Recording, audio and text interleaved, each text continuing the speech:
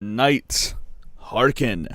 Episode 18 of the Arad Airways podcast. And for once, guys, I have not waited like half a year to make a podcast video, guys. This one is only coming about a couple months, maybe a month or two since the last one. And guys, a lot of stuff has happened since then I want to cover. In the last update, guys, we got the Vigilante and the Hunter, as well as things like the Ashran fusions, which were placed our right side fusions, our Dusky fusions. So we have gotten a little bit of power. And since then, guys, we had the introduction of Moo Raid, which will, of course, be the last raid of this cap. Now, this was a hard raid, but am I ready to say it was one of the hardest raids we've gotten? Yeah, I don't know about that. It did take a lot of effort, but we were able to clear it within the first week. I think things like Bakal Raid might have had a much harder time starting out. But guys, I want to talk about that raid because I have a lot of great things to say about it. And in the rest of the podcast, we're going to talk about a little bit of a couple updates that we got, a precursor to the new level cap that we're going to be getting in KDNF. It is not the official Winter Festival, I have you know. It's like a precursor. It's very odd. They've never really done this before. Usually they kind of save everything for the Winter Festival, which we are going to be getting in November, and I will be making a video specifically about that.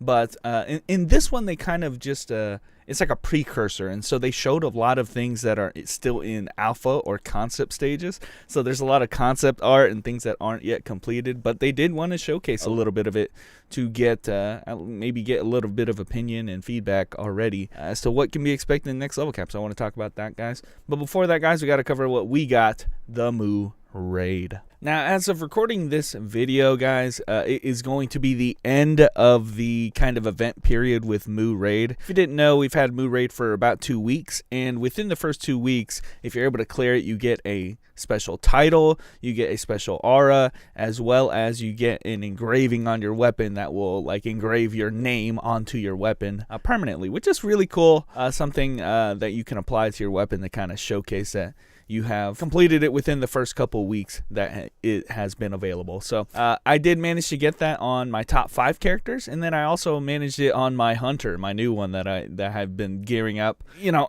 I'm pretty excited about that. So I really wanted to get my top 5, but I'm surprised my Hunter was able to do it. She was actually doing a lot of damage in the raid too. So, you know, it just goes to show how well the events are and how quick you can gear up a character. If you really kind of invest into them, you can really make them viable to do the hardest content in the game the second it gets released. So I'm really glad that the event, you know, when they released this character, both the Vigilante and the Hunter, that it was good enough to get them caught up if you really did invest a lot of time and effort into them. So I am the happy recipient of this. A lot of people have done all of their characters, their top 12 have titles and auras and stuff. I'm happy for you guys who were that dedicated. I just wanted my top 5 at least. I was not nearly as gaming as on my other alts during this time. But all that being said, guys, how hard was this raid? Okay, I think the first thing to kind of mention, even before, like if you were interested in doing the raid, I think the level of power that we saw from most people doing it was 60k fame minimum. Okay, I would say if you brought 60k fame minimum and everybody was 60k, you might have a hard time. Okay, I think 61, 62 average was what we were seeing most people clearing with a decent and high success rate and decent time. The thing about this raid is that it was a gamer's raid. There was a lot of gimmicks, and the weird thing about this raid, and we're going to talk all about this raid this time because I want to showcase the good things and the bad things that they did in this raid, and most of them were all great ideas, but it was really easy for like one party to, if you just mess up your thing, whatever it is, your macro gimmick or your gimmick inside the dungeon, it's just a boom. That is a total boon. And the first thing I've ever seen, I don't know if this was in Bakal Raid since I wasn't doing many Bakal Raids at the time, but guys, you can boom the raid intentionally. Finally, the raid leader can cast a vote, and if everybody agrees, it will boom the raid. Thank the Lord. This is not even a new feature in DFO. We've had this feature since, I think, 100 cap. Things like Oculus Rift, you can cancel that early if you wanted to. You can cast a vote. It has never been an option in raids. Okay, it's so stupid how we've gone this long without that option. But trust me, we saw that screen a lot, that voting screen where it's just like, okay, this is doomed. You know, there's a lot of race against the time things. You know, you got to do your mechanic properly, and there's a lot of damage kind of sponges or damage breakpoints, gatekeeping damage checks, I guess is a proper term here. Damage checks that if you don't do it within a certain amount of time, it's just not going to work, okay? So there's a lot of things like that, and because of that, it makes it so that every party is important, every party needs a certain level of power, and every party needs to do their role properly, and you can't really rely on a stronger party. Like usually in other raids, red party can like carry kind of the raid, you know? There's some aspects of that in this raid, but I think a lot of the mechanics do rely on parties to be able to pull their own weight on this front. A lot of great things about that, a lot of bad things. I mean, there's give and take. Think about the other raids, and you know, you didn't have that kind of strict limitation where even Green Party was expected to perform, and it makes things like this, the barrier of entry in a raid like this, much higher than it normally is. Okay, so I've done all the raids prior, and I do feel like because of all of these things, okay, the fact that every party is important, the time limit, the gear requirement, the fame requirement to make smooth runs, and I'm gonna mention this, but the time to kill on this raid for the full 3 phases of this raid is about, I was seeing on average 30 to 40 minutes non-stop, no downtime, gaming the entire time. Never are you in the lobby, you are gaming the whole time. It is a tough raid because of that, guys. It is very hard. Is it the hardest raid we've ever had? I think I saw a lot more failures in things like Prey Raid. I will never forget how hard Prey Raid was. But in terms of the actual things you had to do and how much you had to play and how much you had to do right, this might have been the most challenging raid that required everybody to be gaming. And I think it's awesome because of it. I have a lot of great things to say about this raid. But yeah, let me explain how the raid works, really. So this raid, as I mentioned, is 3 phases. Now, it's really cool how they have implemented the raid. Okay, before we got the raid, what did we have? We had Ashran Normal and then Ashran Hard. And you can kind of feel this kind of sense of progression with this Ashran stuff because they have eased us into raid level content. First they released this Ashran Normal, which kind of taught us the 5 mini bosses, and then Ashran Hard gave us more mechanics to those mini bosses, and then when you get into raid, a lot of that stuff carries over, but they add a little bit extra to keep it interesting, to keep it more challenging. So you're still in phase 1 fighting those 5 mini bosses, okay, and they each have their own element type and all of that. So that's I really love how they did that, guys. I mean, maybe you can include a Total War in that, where we got to feel a little bit of how the Call Dragon family fights. You know, we get a little bit of a taste so that we can apply that once we get into raid. And I think that they have really perfected it with this phase 1, where we learned a lot of gimmicks and we were able to do really well in phase 1 because we got that practice beforehand. So okay, I'm going to give them super high props for that. I think that's a great way to implement it, to ease us into the content, to make sure that we're ready for the raid, at least on a basic level, so we don't have to learn the entire thing, the entire fight on every little mini boss right at once. You know, once the raid gets released, you know, we get a little bit of experience beforehand. But guys, let me explain phase 1. It's really complicated because of the weather mechanic. At the top right of the screen, you're going to see like this weather gauge, and it's completely random, and over time you're going to get a weather mechanic, and that weather mechanic initiates a gimmick attack on the boss or bosses that the weather mechanic applies to, the little icon. So what that means is that a party has to be inside the dungeon to receive the weather mechanic, because if you mess it up and nobody's in there to do it, then you automatically fail it. And if you fail it when you're in there, when you're experiencing the weather mechanic and you fail it, then not only do you not get the huge groggy that you get out of it, but then you also get penalized with like higher berserk gauge and all of that. This weather mechanic is what makes the first phase really confusing, a lot of hectic stuff going around, and then you're never gonna have a raid that is the same as the previous one, guys. And I think that's the one thing that I really want to emphasize, and why I wanted to talk about all the phases, is because the thing that they do really well in Mood Raid, and I want to see in more raids, is they make it so that it's not routine. Okay, they make this weather mechanic, it's randomized, it's cycled, and so you're not always just going to say, okay, red party, do this dungeon. Green party, you always do this dungeon. Yellow party, you'll always do this dungeon. No, they have a strategy to it. It could be random every single time you start the raid, which boss you fight, and how you manage this weather mechanic mechanic in the gauges, okay?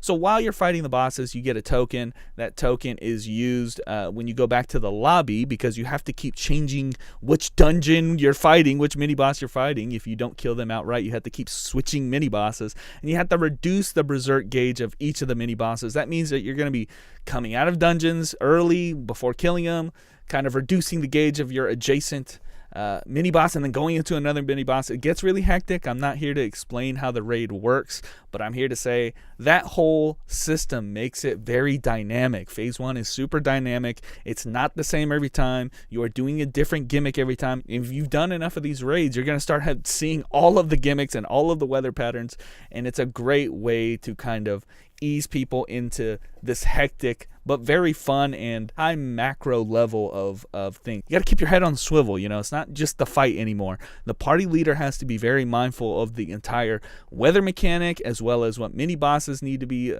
kind of focused and targeted on. And sometimes you don't kill a boss, you leave early so that you can handle another problem that's happening somewhere else. I love that. It's so cool. It makes it so that every raid is a little bit different, and it does reward party leaders as well as raid leaders in managing raids well. And we can see it. It's night and day. When party leaders don't know what they're doing, or raid leaders don't know what they're doing, the runs don't go as well. Okay, so I want to give credit for people who go through the effort of learning how to party lead and raid lead, and this is a great way to demonstrate that by making something that isn't just routine, do the same thing every single day, every single week. Make it dynamic, make the decisions matter, and that's kind of what happens in this phase 1. So I'm not really going to talk about all the gimmicks. There's a lot of weather gimmicks that are different. You've never seen them before if you've never done the raid. Those are cool, but again, phase 1, the thing I want to talk about, I love the idea of dynamic, like macro level decision making that makes it so that you're not always doing the same thing. If you're in Red Party, you're not always just doing Red Party stuff. Okay, you're doing whatever the dynamic part of the raid requires out of you, and I love that about phase 1.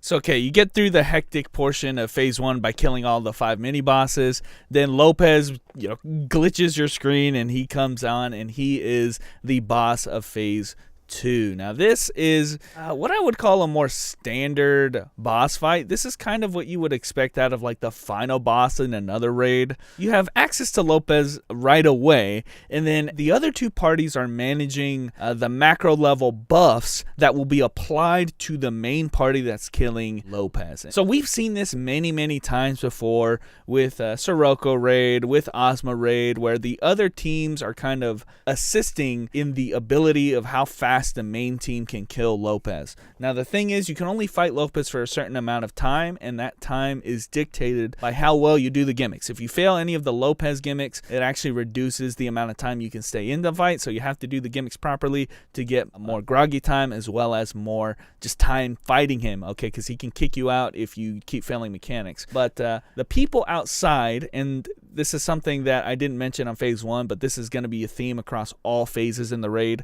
There is no downtime. Okay, you are always in a dungeon, running around, killing something if it's not dead. You are running around, and so this is the same case in phase 2. Even though the other teams are just kind of buffing up the main team that's fighting Lopez, this mechanic, this eclipse mechanic as it's called, is another macro level decision making and buffing mechanic. How it works is you have a sun and moon, and every certain amount of time, a set amount of time, a sun and a moon have to crash into each other, and this is on a timer.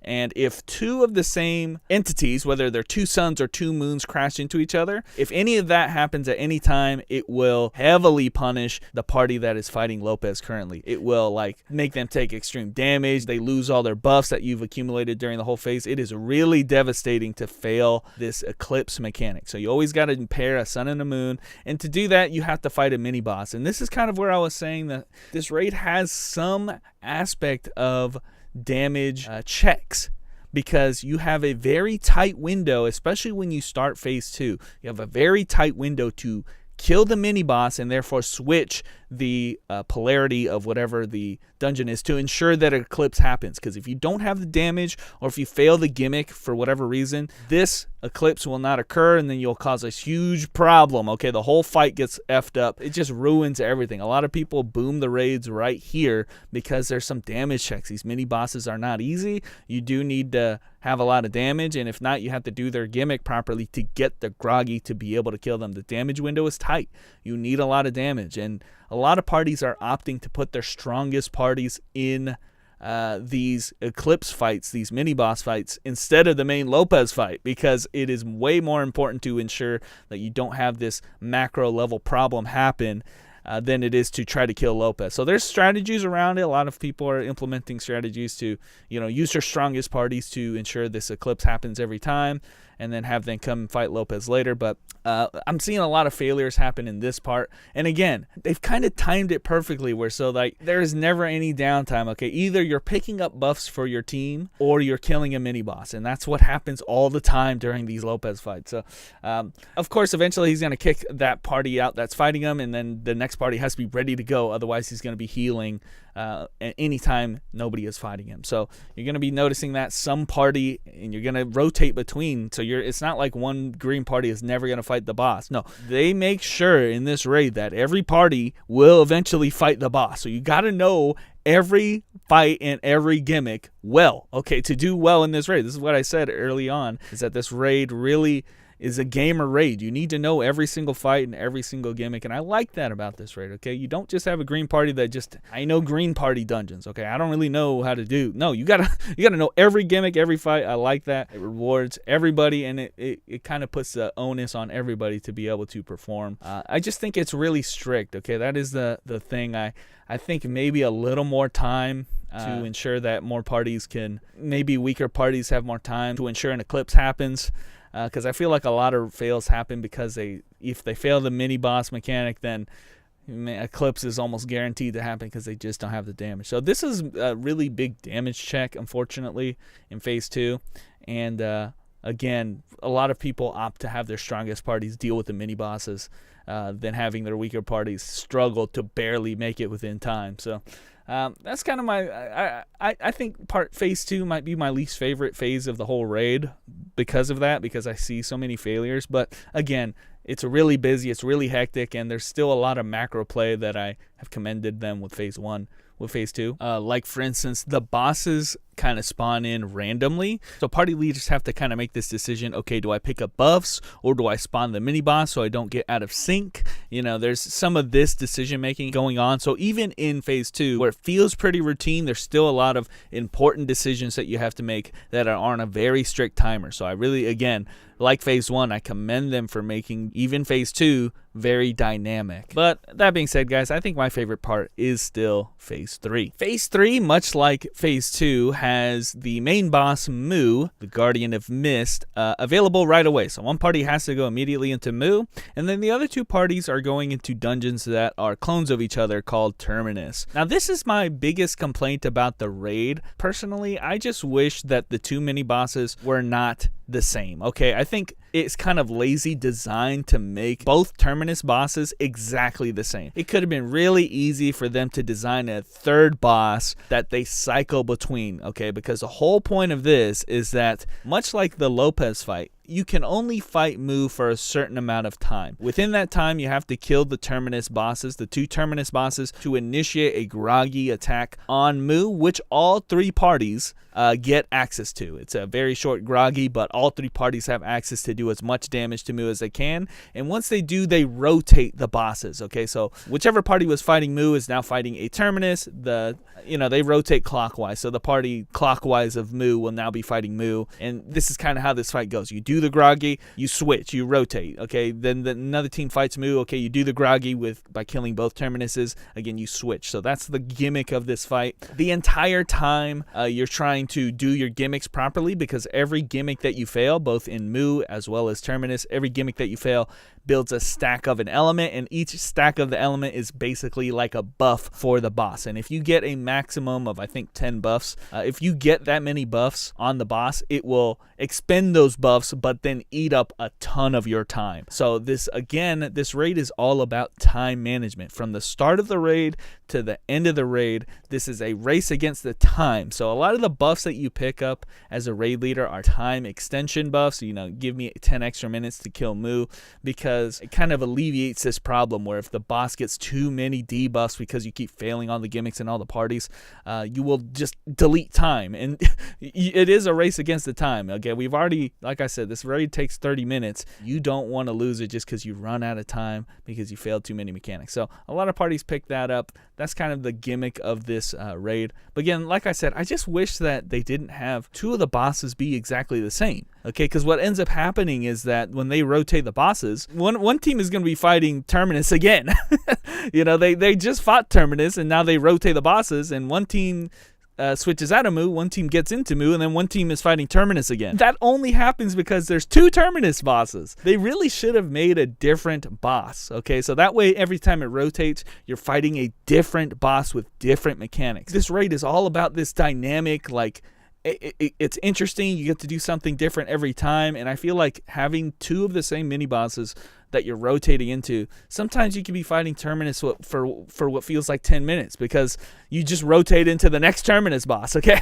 So I think one thing that could have solved this very easily is that they make a third mini boss to cycle into. Have it act just like Terminus. If you fail a Terminus weather mechanic, you give a debuff. Well, just make it a different boss that has different gimmicks and different things to handle with it. So that way it's not like, oh, I'm fighting the same boss again, until the next groggy phase. I feel that's kind of lame, and just because of how it rotates sometimes, I feel like I'm fighting Terminus for way too long. The fun part is when you rotate into Moo, and now you're fighting Moo because her gimmicks are a lot more interesting and a lot more different than just fighting Terminus over and over. So that's my biggest complaint about it. But aside from that, guys, I think the Moo fight is great. Moo has a ton of crazy gimmicks, okay? Constellation gimmick, matching gimmicks. You have a Toho section. Guys, this Toho section is wild. We've never seen anything like this. This Toho tech is crazy. You have to dodge for what feels like a minute, yo. You can't get hit more than 3 times or you fail it. They got a maze mini game. You got this Medusa don't look at her attack. You got all kinds of different gimmicks you just have to know to do. You just have to practice with it. And I think that's just a lot of fun. I think Moo is a highlight of raid bosses because, yeah, her mechanics are kind of challenging. Once you get a little bit of experience in them, which unfortunately will have to come only after you clear Phase 1 and 2, a lot of the time spent on that first week was getting through Phase 1 and 2 and then trying to learn Moo without getting us all killed with all the gimmicks that we had to do. Because, again, like I said, if you fail any of the gimmicks, she gets all of these buffs.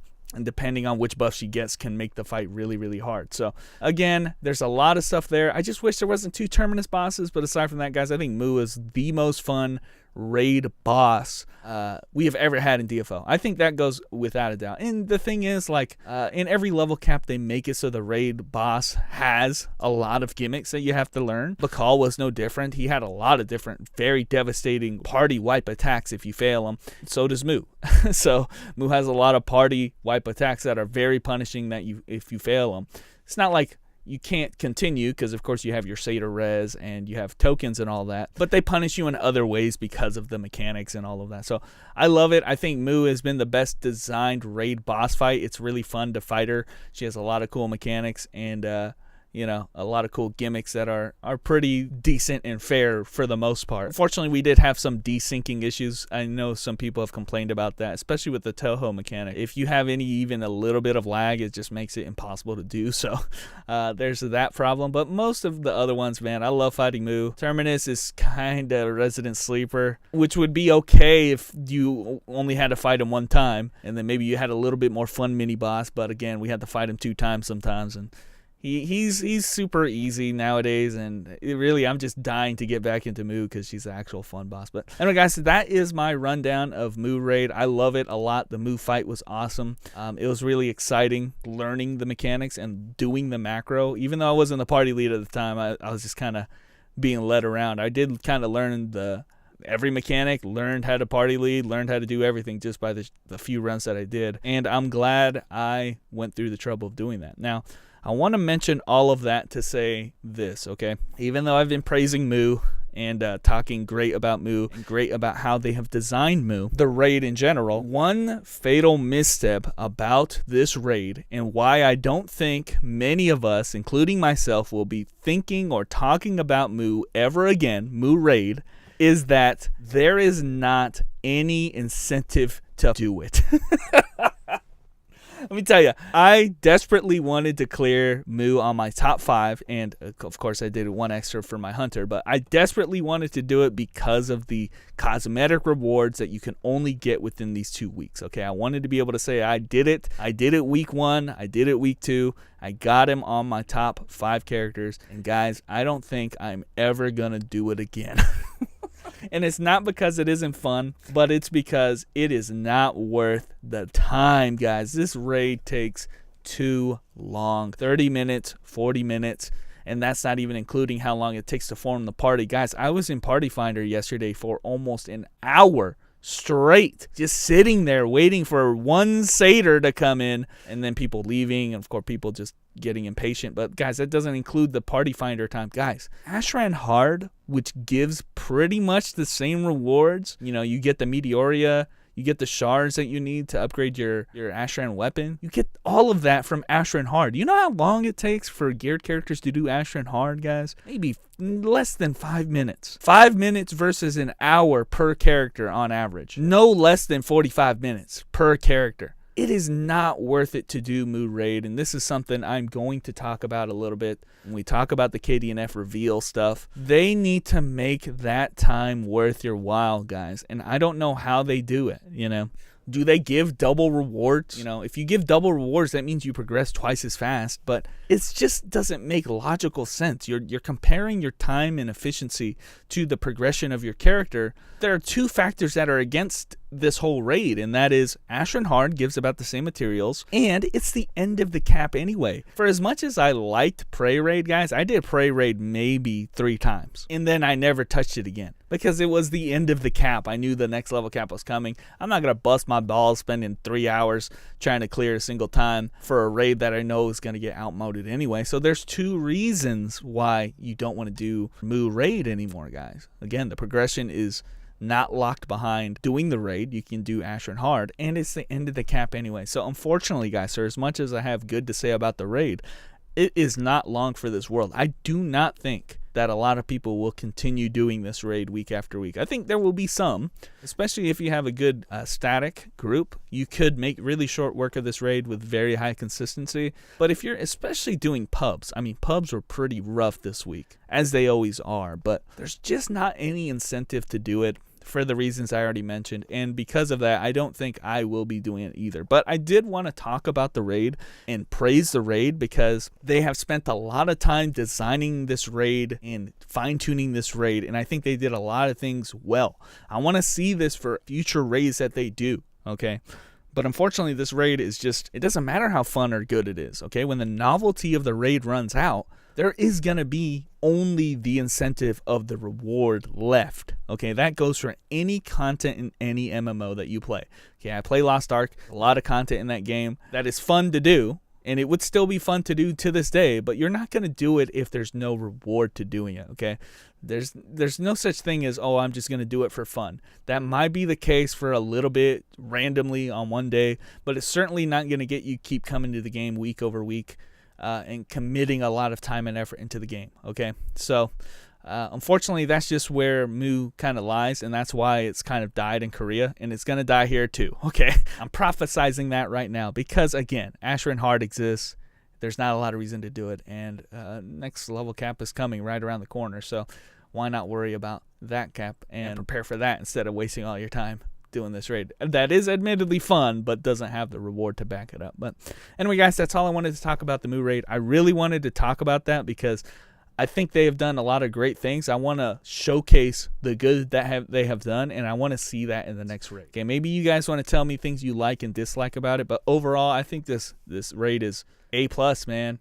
I don't know. It might be one of my favorite raids that we've had because of all the things I said. Great final boss fight, a lot of macro level play that rewards raid leaders and party leaders, and it's not static. It does have a high barrier of entry. Everybody does have to be gaming, even if you're green party. You know, a lot of raids prior, green party literally could be sandbagging, and you could still clear no problem because other parties can pick up the slack. You can't do that this time around, which I think is fair. You're talking endgame raid, guys. You got to be ready to do endgame raid. There's all kinds of content that have prepared us to do it. You could do it, but you got to be ready to game, and I think that is a fair ask out of the hardest content that is available in the game. But anyway, guys, enough about Ashran, enough about Moo. This will be the last time I talk about Moo because unfortunately I probably won't be doing it anymore. But let's transition now into some of the KDNF news that we got. Again, this is not the final winter festival. This is all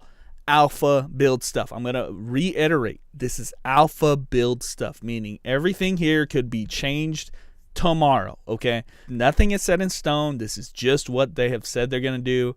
And I don't want to doom post and shit talk with something that could be changed later. But again, I've heard this many times before about other games, about other releases. If you're in the alpha phase, you've kind of gone beyond the development cycle phase, okay? So you're kind of deeper in development than, just brainstorming ideas, okay? So I probably won't suspect too huge, drastic changes to what we have been revealed, but don't ever assume something is set in stone during alpha, okay? So let's wait till November to make the decisions, but there is a lot of news that we did get, so I want to talk about that.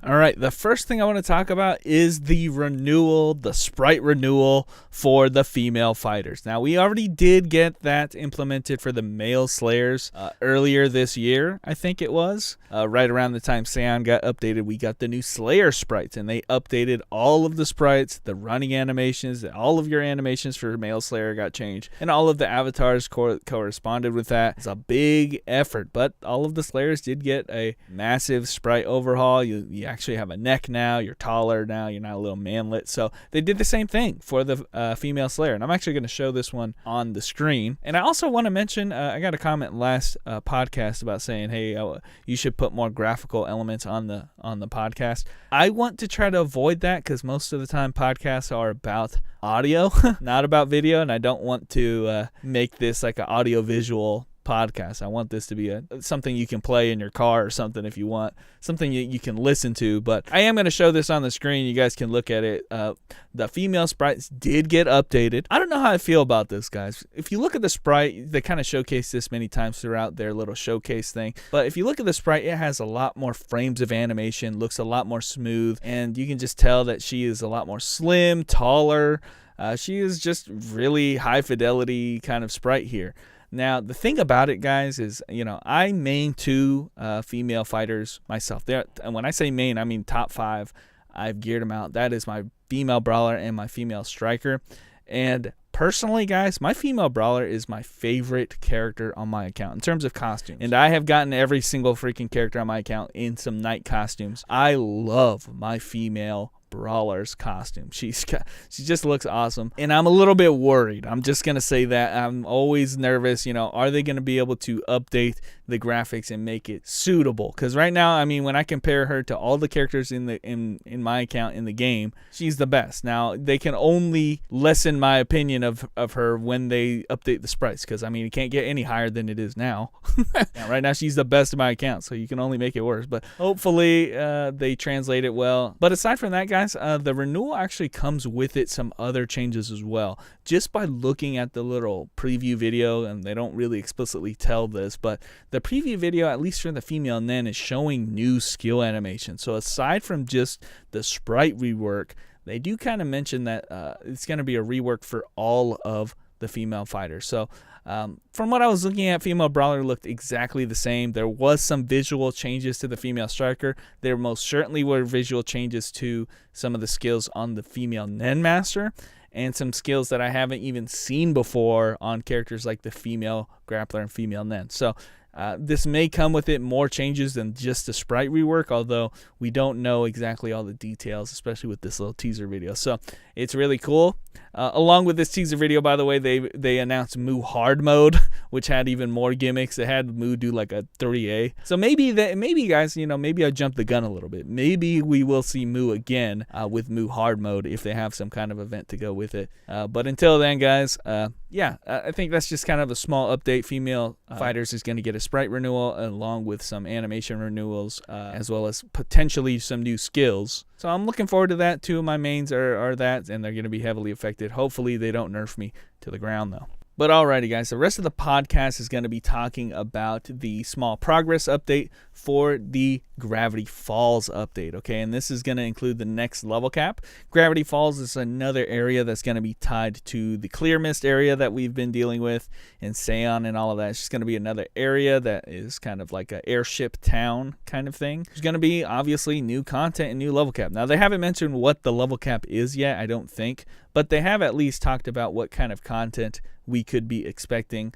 And again, I'm going to try to showcase some of this on the screen, but again, I'm just going to talk about it. It's funny, they have concept art for almost everything right now, so they're kind of showcasing footage that has concept art in it, like concept sprites. Like the sprites aren't done, the sprites aren't shaded in. They're in there and they have the gimmicks program, but they don't have like the bosses fully done. But the main factions, guys, are going to have Venus, the goddess of beauty, the Nabal, the created gods, and some 5 Maleficents. Have no idea about any of that. And again, Neopol doesn't either because they only have the alpha artwork for most of them. Anyway, the funny thing is they actually have the fully rendered artwork for Venus, the goddess of beauty, which is the only finished render that they have because, of course, she's the goddess of beauty and she's very waifu-centric, let's put it that way. But anyway, guys, they did showcase a little bit of the content involving what looks to be some kind of large tentacle lotus type enemy, which if you guys don't know, if you guys don't remember, way back when in the Behemoth, we had to deal with the Apostle Lotus, which is a big like tentacle, mind controlling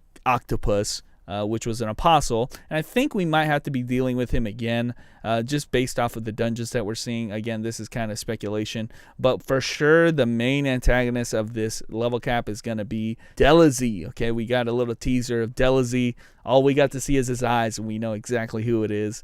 He's looking pretty mean, and we're finally going to be fighting him at some point. But it did look like we had some kind of tentacle monster as well, potentially Lotus. Now, while we got a little bit of preview of what the dungeons are going to be looking like in terms of some bosses and some attacks, again, they're all in alpha, so don't really take much to it now. But the one thing that I want to kind of hone in on is kind of the words that the director used to describe their philosophy about the new dungeons that they're going to be releasing. Now, the one thing that he mentions that has got me worried, and I want to rant a little bit about this, is that he says farming and challenge will be separated entirely as well. Instead of adding challenging aspects to mandatory content, they'll make them optional content that can be challenged just for the sake of enjoyment. Everything will be updated simultaneously with the main update instead of coming later like Bakal and Moo Hard. I'm going to be honest with you guys, I do not like that sentence. Okay, let me reread my contention right here. He says that instead of adding challenging aspects to mandatory content, we will make them optional content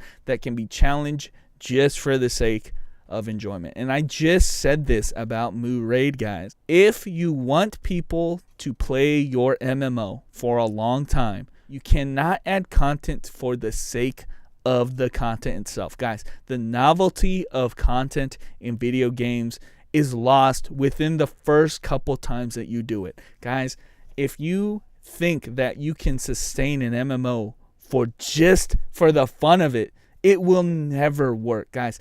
No MMO does this, okay? It's not even logical. Think about it logically, okay? Guys, do you do hell modes every single day to try to get your fusions just because it's fun content? Have you done anything in this game for long periods of time, the thousands of hours that you've played in any MMO? Have you done it because it was fun? Guys, it's not about enjoyment. If you want your content to die immediately, just make it for the sake of enjoyment, okay? Or don't make the rewards rewarding enough, okay? That's a great way to make and waste your time. Spending all this time making hard content is to make it just for the sheer fact of enjoyment. Guys, you have to give an incentive as well. The novelty will run out immediately. I'll tell you right now, guys, I don't care how fun Moo was. If they did not reward me with a exclusive title, exclusive aura, and an exclusive thing for my weapon, do you think any of us would have done Moo week 1? Now, we might have waited a little bit until people got more experience with Moo, and then maybe we'll do Moo just for the hell of it. But we would not be busting our asses doing it hour after hour after hour, trying desperately to clear it if there was no reward or incentive to do it. Okay, so I just completely disagree with this aspect of making the challenging and fun content optional and just for the sake of enjoyment. Okay, let me tell you, give you a great example that exists in this cap, and I think it is the best they have done ever in DFO, and that is how they implemented the Largo raid. The Largo fight was perfectly executed. It was extremely difficult. It's the hardest fight, even to this day, the hardest fight that DFO has ever added to the game. And the cool thing about that is that they rewarded you monthly with a monthly quest that rewarded you for doing that content every month. Okay, so that was the purpose you did it. You only had to do it really one time a month. You could do it more if you wanted to, and people like myself did, because it was fun content that gave the best rewards, or at least comparable to the best rewards, and was practice and fun to do. But there was a reward of 1 month you can be guaranteed a Dusky piece. Guys, I farmed Dusky every single week on level 4, and if it was not for that quest, I would not have graduated Dusky. I literally, on my EK, the only reason I graduated Dusky was because I got 6 fucking pieces. 6 months it took me to get it, because if it was not for that quest, I would not have graduated Dusky. Okay, it's a weekly content, and you have to hope that pieces drop for you in Dusky. Okay, the only reason I got it is because I did tier 4. Ashran would have released before I would have finished Dusky. It's crazy to think about that, but I got to experience all of my Dusky set because of that reward. Okay, they made the hardest content in the game rewarding. They didn't force you to do it. You can still progress if you were lucky on level 3. They didn't make it mandatory like they're claiming here. It was definitely the hardest content in the game. It was optional, but it was rewarding. Okay, it was not just for fun. Okay, if they had Largo just for fun, literally I'd have done it one time and never again. Just to say I did it, just to experience, oh shit, this is hard. Okay, never again. The reason I did it week after week on multiple characters, every month I would do it on a suite of characters, or we would trade, and this kind of thing forced us to engage with other people, right? I mean, my friends and I made statics on these and carried each other's weaker characters on these, and we would not have done any of that if Neopol just decided, oh, it's just for fun. No, we would have had our fun after the first couple weeks, and we'd never touch Largo C4 ever again. Okay, so I don't agree with this idea that, okay, let's just make the hard shit not mandatory. No, it's not about being mandatory or not. It's about being rewarding or not. Okay, that's the whole thing. Okay, make it optional, but make it rewarding. Okay, give them an incentive. It's the same thing I talked about with Moo. Nobody's gonna be doing Moo raid because it's not rewarding enough to do Moo raid.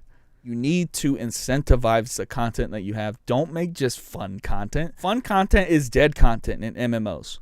Straight up. Any time that you spend wasted on fun content is time you're not spending on progressing content, or hell, another game entirely that actually will value the time that you're investing in it with the content that you're doing. You get a 2-for-1 special. You have to look at MMOs like that, guys. MMOs are not single player games where you're just playing it for fun and then you forget about it forever. MMOs are games you have to commit a lot of time, and you have to commit that time in a useful way. It's just this philosophy is so backwards. Do not do this. This sentence, I know I'm making a big fuss about this, but if they just add this hard content that is just for fun, then nobody's going to do it. And they just wasted all this time and effort making all this hard content for nothing. I dare them to add C4 Largo into the next cap and don't have any kind of tangible rewards for doing it. Nobody will do it ever. And they won't make parties to do it. They won't make statics to do it. It will die just like Moo Raid has died in Korea, and it will die here because it's not worth the time to do it in an MMO. If they think this is a good idea, they're in the wrong genre of game. I had to rant about that because I truly and utterly believe that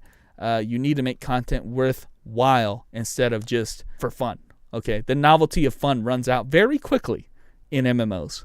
Okay, I sure as hell wouldn't want to spend thousands upon thousands of dollars designing this awesome hard content just for somebody to do it for 1 week and never again. It's stupid. It's so stupid. Largo, perfect. Have it be rewarding like Largo was until they, of course, outmoded it with Ashran, but it was still enjoyable up until that point and still useful up until that point. So go that route. Don't go the, just do it for fun route. Okay, because if you do that, it's going to be dead, straight up.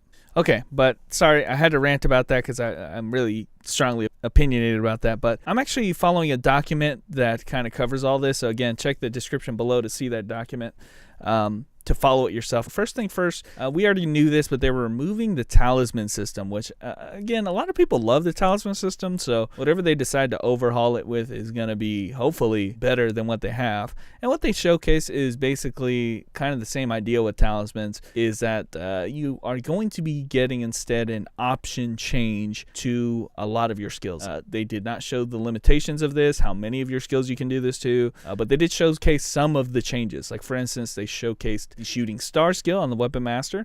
They kind of changed Shooting Star, instead of being some move that you jump into the air and you lose a lot of DPS because you do get iframe because you jump into the air and become intangible, but then you also lose a lot of damage because you aren't able to cast your other skills. They changed that skill, and they have an animation now that has it turn into a damage over time effect. So you set it into the field, and then you can keep using your other skills. You don't just jump out of the screen and lose a lot of damage. You get to kind of set that skill, become a DOT, and effectively change the utility of that skill. Instead of being iframe, it becomes damage, source of increasing damage. So that's kind of the direction they're going with it. And they showcased a couple other skills. They showcased a brand new animation, for instance, on the male brawler.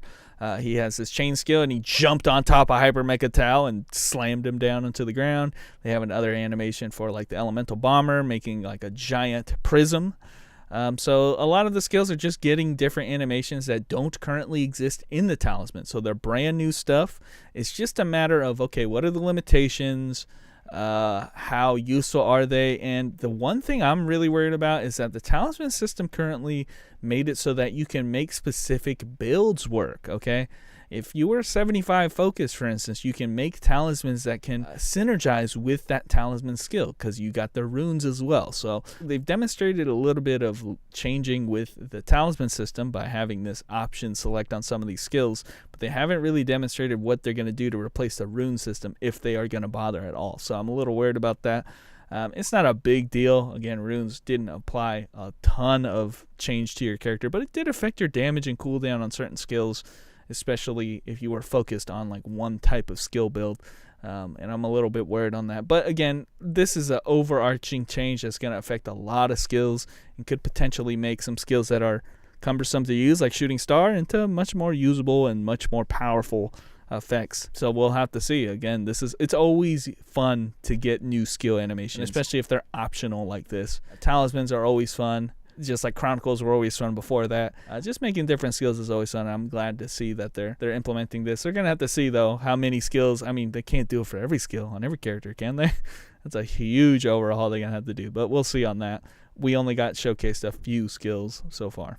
The next very tiny thing they talked about is the AI. They kind of demonstrated this by having a female ranger doing a full rotation, and this female ranger supposedly is an AI. So they said that they're going to be compiling data from the best builds and the best gear sets and just having it do an optimized rotation and have the AI kind of standardize what is the best, rotation. And my opinion on that is very subdued, it's whatever to me, because while I do think that AI is the future in many aspects, and it will be here as well, it's also not that necessary. It's not something that we really needed, okay? If we didn't have an AI, we're just going to have some hardcore experts and Koreans running spreadsheets and doing test rotations themselves. So the AI is kind of like another means of accessing the same kind of results. You know, at the end of the day, what do you want to know? You want to know the best skill builds, you want to know the best skill rotations,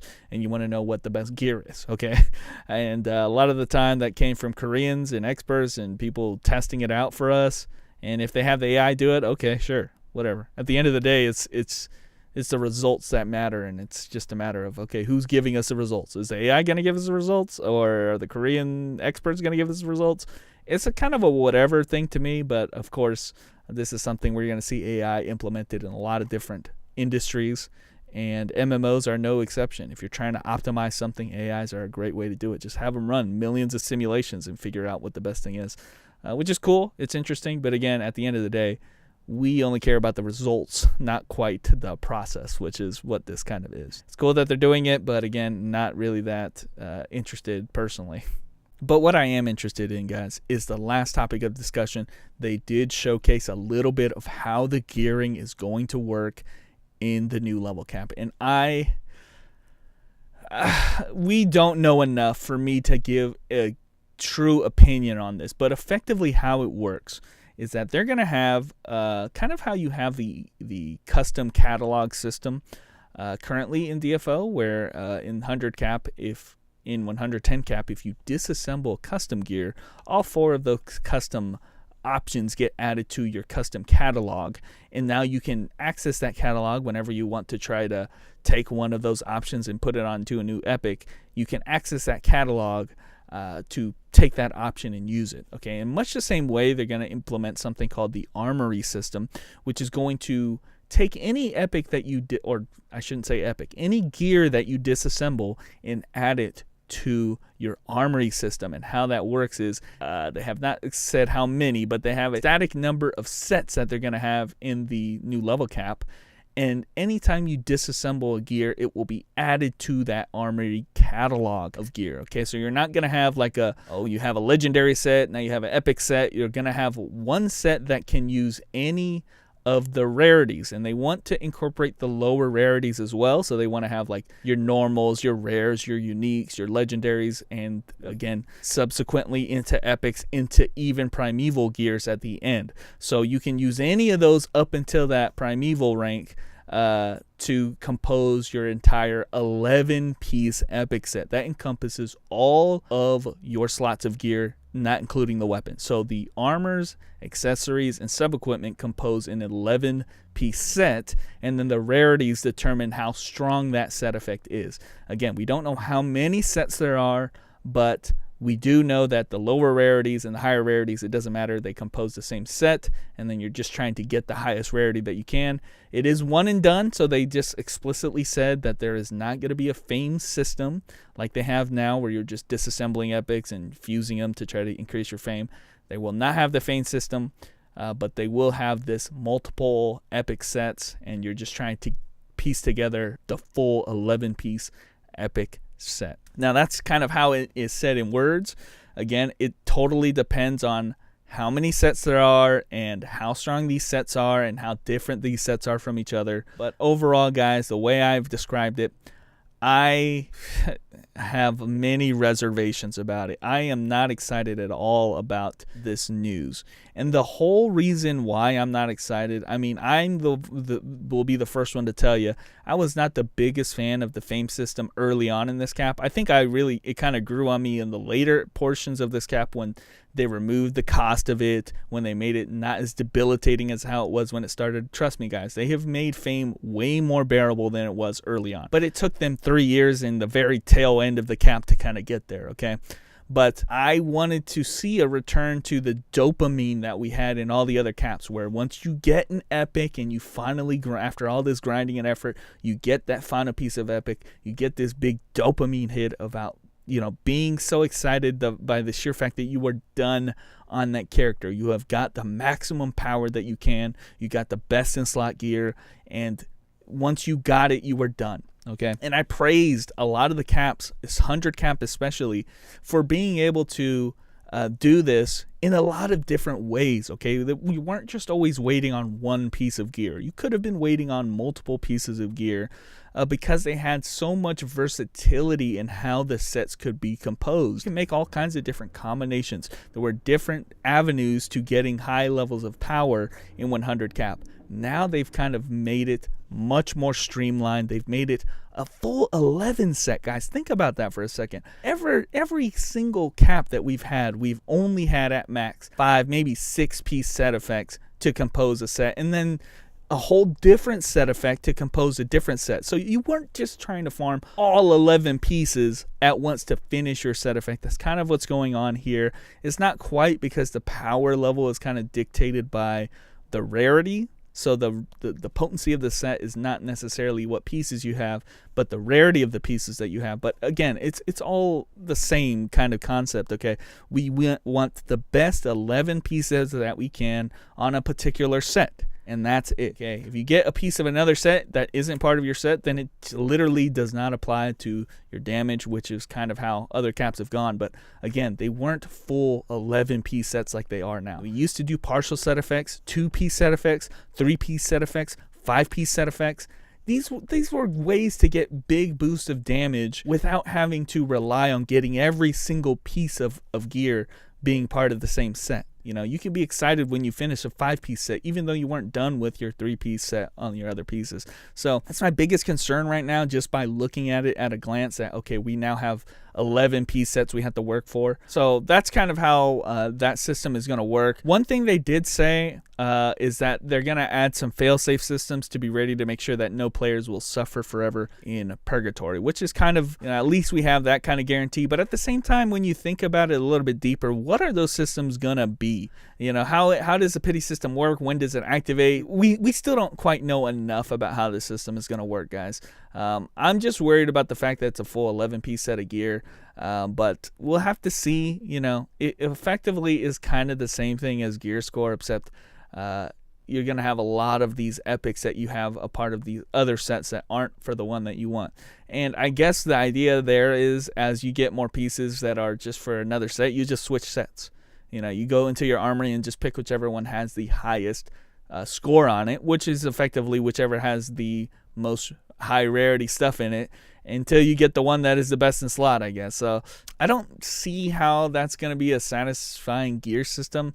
We'll have to see how these sets actually play. That was my biggest thing I wanted to talk about, or I've mentioned many times on streams, is like, what does a good gear system look like? Well, it's one that has very unique and fun and diverse set effects. Okay, if it's all about picking the highest one that does the highest damage, then I guess everybody's just going to do that. So hopefully, I mean, it's something I have to wish for every cap, is to have like at least a little bit interesting set effects. We did get to see a little bit of what these sets do.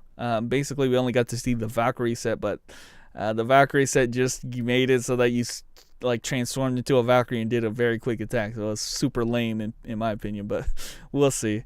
But anyway, guys, hopefully I was able to talk a little bit about it. Again, I don't want to doom about the set effects, but from what I see, I'm just not that excited yet, and we'll just have to wait till November. I'll have a lot more opinions when they give me more details come November, but until then, guys, you know, lukewarm reception on that front. I'm actually kind of frustrated about maybe more about his idea that, oh, we're just going to make hard content be optional and for fun instead of, like, you know, useful. I'm more mad about that than I am about the gearing system, which we don't quite know about yet on either of those fronts. But anyway, guys, thanks for listening to the stream. This has been a long one tonight. I am done, though. So, nights. We're gone.